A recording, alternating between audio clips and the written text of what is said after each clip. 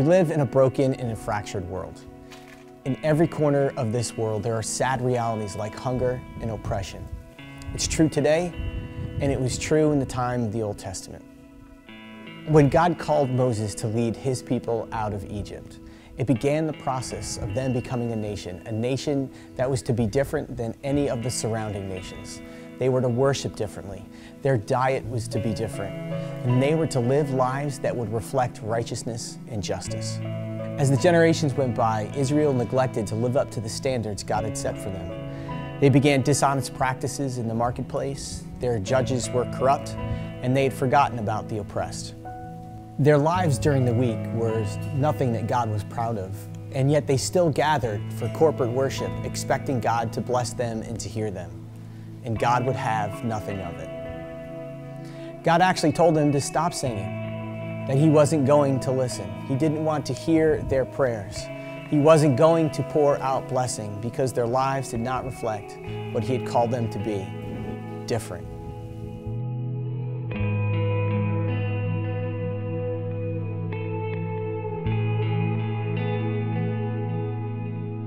So how does this apply today?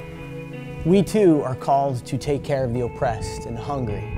As followers of Christ, we need to look out for those who have a hard time taking care of themselves. And there are plenty of times where we neglect this very responsibility, and like Israel, we gather on Sunday morning, expecting God to pour out blessings and to hear our prayers. I think essentially what God may be saying is, turn off your sound systems, unplug your projectors and put down your instruments.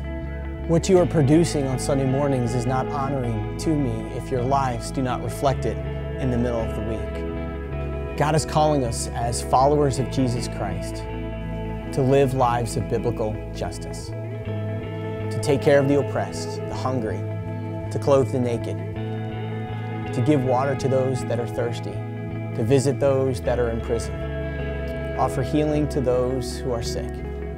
These are things that honor our Father and are expected of us as believers.